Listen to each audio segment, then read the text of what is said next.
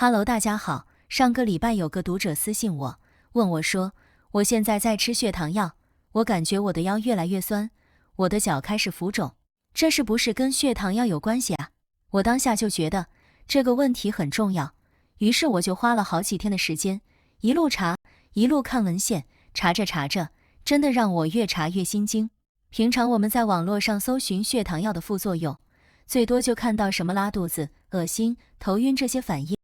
但如果你以为只有这些，那你真的跟我以前一样，完全太天真了。今天这支影片，我想和大家聊聊这5款我们最常见到的血糖药，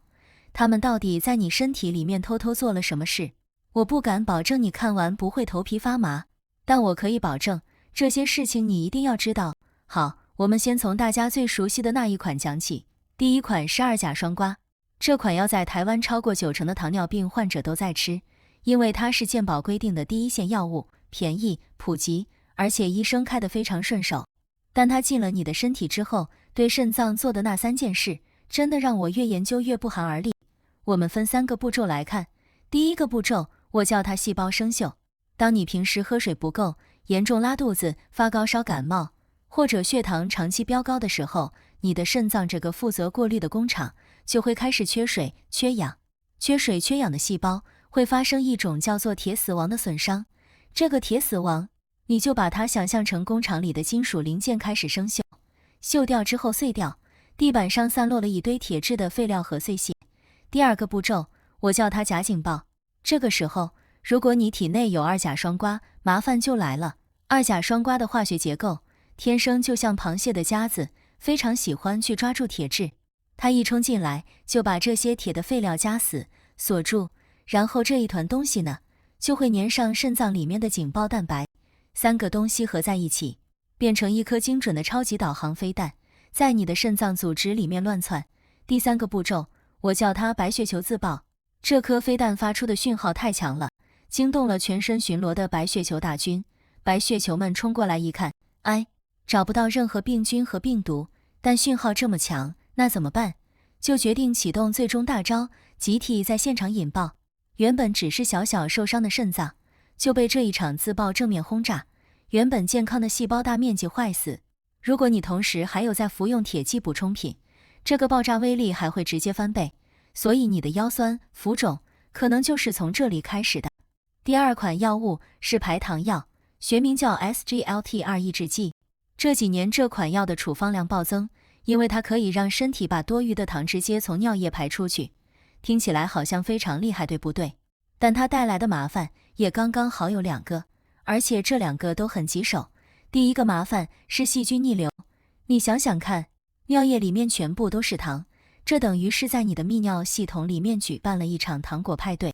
那些嗜糖的细菌、真菌直接在里面大量繁殖，然后顺着尿道逆流而上，造成反复的泌尿道感染、尿频、尿痛、血尿。很多女性患者特别容易中招，但她们不知道这跟药物有关系。第2个麻烦是代偿性的失控食欲。血糖是我们身体的能量来源，这你们都知道。那现在糖一直从尿液流失，大脑就会收到错误的讯号，以为你现在正在经历严重的断食状态，能量严重不足，于是它就疯狂调高你的食欲，叫你赶快多吃。这就是为什么很多人刚开始吃这个药，前几个月瘦得很快很高兴，后来却遇上撞墙期，体重就是下不去了。更危险的是后面这件事，当血糖一直被尿液带走，胰岛素的分泌就减少了，身体就会强行去拆解脂肪来发电。脂肪被拆解的过程中会产生酸性的酮体，正常状况下，肾脏会帮你把多余的酮体排出去，但偏偏这款 SGLT2 抑制剂会把酮体死死锁在血液里面不让它走。酮体在血液里越堆越多，最后可能引发急性代谢性酮酸中毒。如果你开始觉得莫名其妙的非常疲惫，喉咙很干很渴，或者你的呼吸里面带着一股奇怪的烂水果味，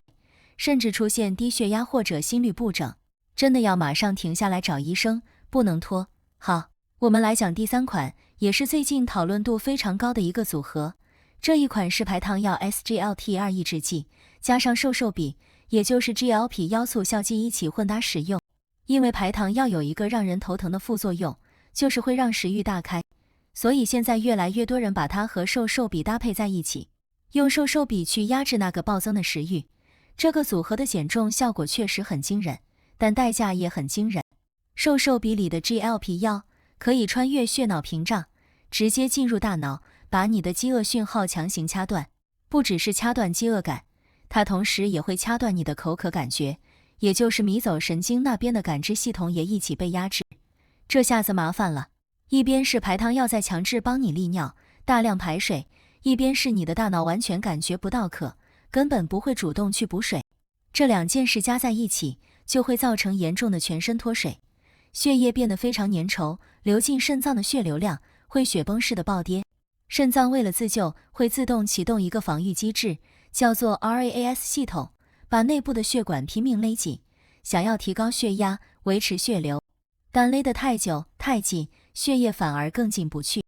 最后造成肾脏细胞大面积的不可逆的死亡，在肾脏表面留下永久性的纤维化疤痕。这在医学上就叫做肾前性急性肾损伤，英文是 Prerenal Acute Kidney Injury。所以听我一句劝，正在混搭这两种药物的朋友，你不能只相信你的大脑告诉你的我不渴没关系，你要相信你的水壶，每天定时定量补水，这是保护你肾脏最低成本最直接的方法。只要血液容量维持正常，这两款药物对肾脏的伤害才能被有效地控制住。对了，说到保护肾脏和胰脏，我自己这几年都有在用天天自然的护脏组合，里面有针对糖尿病患者设计的营养素配方，包含了修复受损细胞需要的辅酶和矿物质。我妈妈也是糖尿病患者，我们两个都有在用。如果你有兴趣，可以到我们官网或者点击影片下方的链接，去看详细的成分说明。好，我们回来继续聊这个血糖药的话题。第4款是 DPP-4 抑制剂，这是基层诊所用的非常普遍的一款药，很多中老年患者都有在吃。要搞懂它怎么运作的，你要先知道一件事，我们身体里有一种物质叫做 GLP-1，就是刚才提到的瘦瘦笔那个成分，它是身体在吃东西之后自然分泌的，用来促进胰岛素分泌，稳定血糖的。但身体里同时有一把叫做 DPP-4 的剪刀，它的工作就是定时把 GLP-1 这个讯号剪断，不让你的食欲永远被压制。DPP-4 抑制剂这款药就是专门把那把剪刀锁死，剪刀不能用了， GLP-1 就没有办法被清除，可以在体内待更久，帮助稳定血糖。听起来没问题，对不对？但是这把剪刀被锁死之后，有一些皮肤层面的发炎因子，原本也是靠 DPP-4 来清除的，现在也没有办法被处理掉了。于是很多患者开始全身奇痒无比，长红疹，甚至冒出像泪天疱疮那样的大水泡，又痒又痛又吓人，但他们完全不知道这跟药物有关。更严重的是另一个问题，这款药物会让胰管腺过度增生，管道堵塞。你想象一下，胰脏里面本来有细细的管道，负责把消化酵素运出去帮你消化食物，现在管道堵了，这些充满腐蚀性消化酵素的液体出不去，就开始在胰脏里面乱窜，然后就像蚂蚁在吃自己的巢，开始消化你自己的胰脏组织。研究发现，长期使用 DPP-4 抑制剂的患者，罹患胰脏炎的风险整整高出了50%到70%。你可能还会出现顽固的胃胀气，打嗝带着臭鸡蛋的味道，甚至大便里面有油油的发亮的脂肪，也就是俗称的拉油。这些都是胰脏已经在受伤的讯号。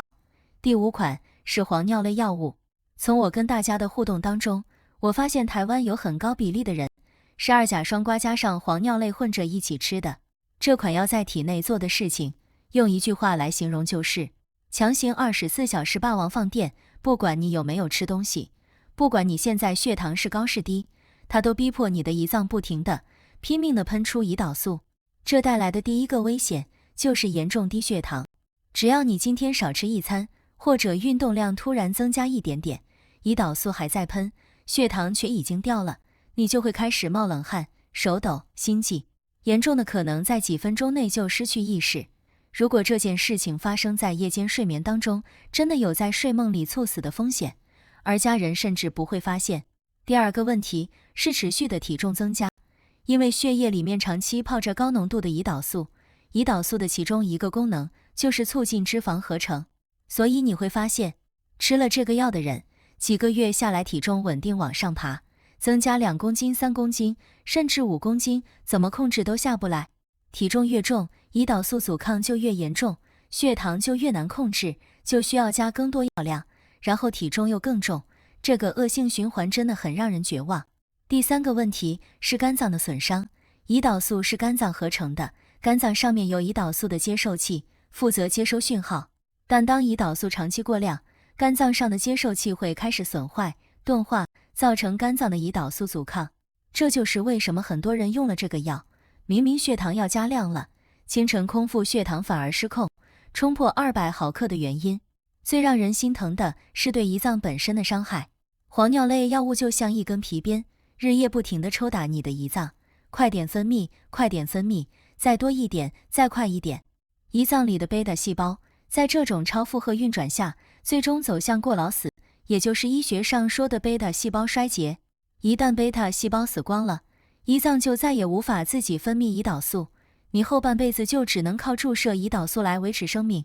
而你知道最讽刺的是什么吗？黄尿类是所有血糖药物里面价格最便宜的一种。好了，我把这5款药的问题都跟大家讲完了，但是我要在这里说清楚，我不是想要吓唬大家，也不是叫大家看完这支影片就去自己停药。擅自停药是非常危险的事情，有任何疑虑，一定要先跟你的医生讨论。我想说的是，药物的副作用是真实存在的，你有权利知道它，才能做出更聪明的选择和配合。其实说起来，一开始真正伤害我们肾脏的，往往不是药物，而是我们的生活习惯。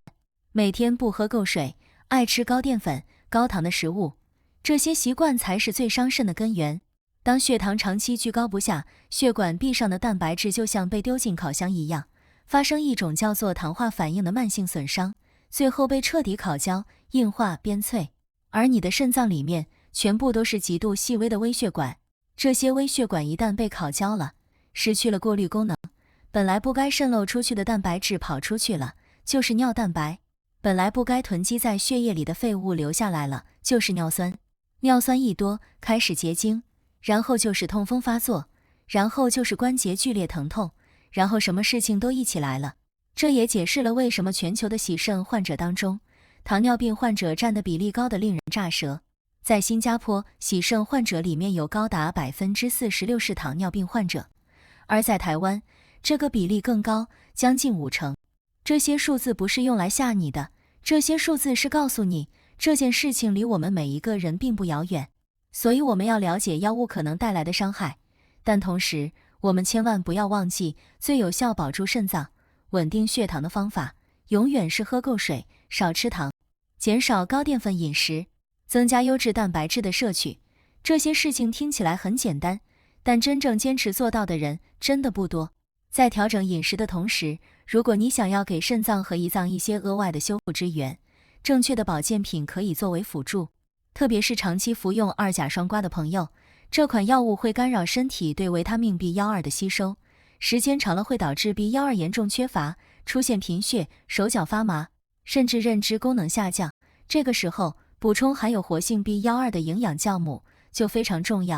为了帮大家把关，我们准备了一份血糖药物风险对照手册，里面整理了这5款药物各自需要注意的营养补充重点，以及每日饮水量的参考建议表格。如果你或者你的家人正在服用这几款血糖药物，欢迎到我们的 LINE 官方账号，输入关键字血糖药物手册，就可以免费领取这份资料了。我想在这里跟大家分享一件真实的事情。我和我妈妈原本都是糖尿病患者，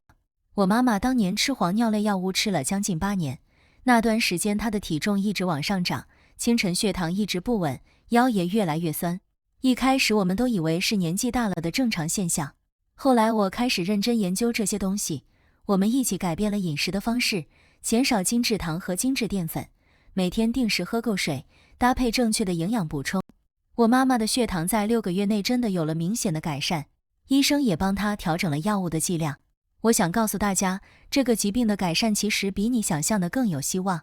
但前提是你要先弄清楚真相，然后做出正确的行动。所以，你有知道真相的权利，你也有为自己做出更好选择的权利。如果你想要深入了解不同血糖药物对各个器官的详细影响，欢迎去看我们频道里其他相关的影片，我们有更完整的系列在等着你。如果你觉得今天这支影片对你有帮助，请帮我们按个赞，订阅我们的频道，记得开启小铃铛，这样我们每次出新内容，你就第一时间收到通知。我们下次再见。